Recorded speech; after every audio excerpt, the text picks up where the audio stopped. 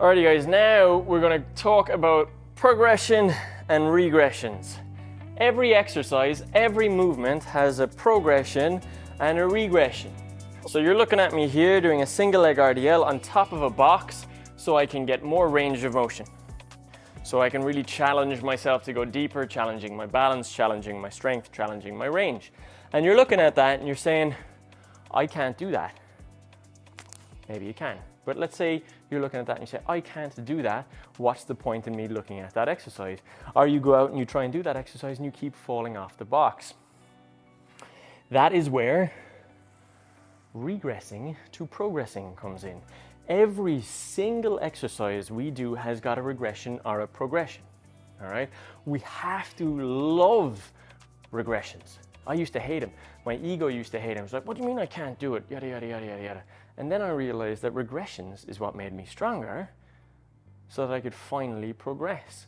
I was spinning my wheels like a hamster, trying to do exercises that I just couldn't do, never getting stronger at them because I was always failing at them.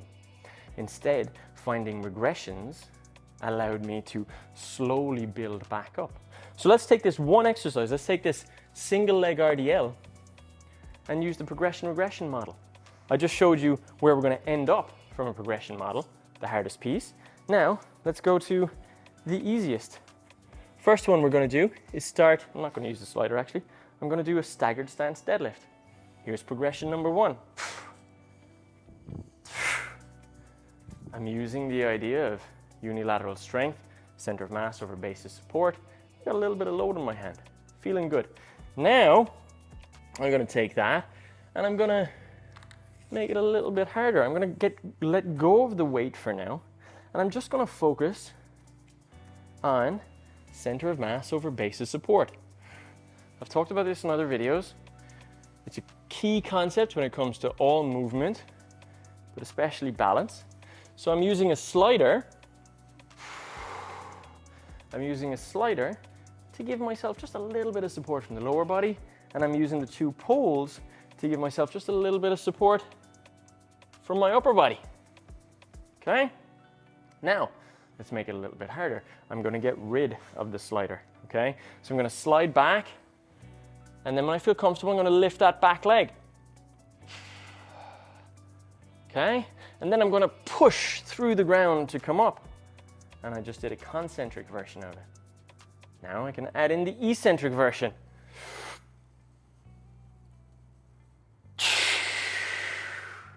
And I'm still stable, okay? So great, I'm gonna keep adding the progressions. As I build my stability, as I start feeling easy in an exercise, then I move up my progression, just like you would with a weight. Once it starts to feel easy, up I go.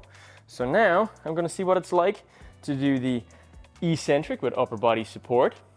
I'm gonna let go of the pole that's closest to my support. Boom, it drops, and I'm gonna create tension. And then push back up. And then can I do the eccentric version of it? Creating tension in that right side. Perfect. I'm still stable. I'm still smooth. Okay? So now I'm going to go eccentric with the pole. And then I'm going to let that drop. Now I have to fight harder to be stable. And I push back up. I'm a little bit more stable. Now I'm going to try and do the eccentric and the concentric the same. Creating tension, thinking about center of mass over base of support. I push my hips back.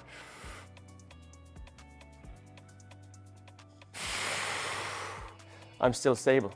So now I'm going to start with a kettlebell. I'm going to start with the weight closer to my center of mass over on this side to pull me over towards it. Push the floor away, come back up. I'm still stable. Let me try with the weight further away from my support. Much harder. I have to stabilize much more. But I did it.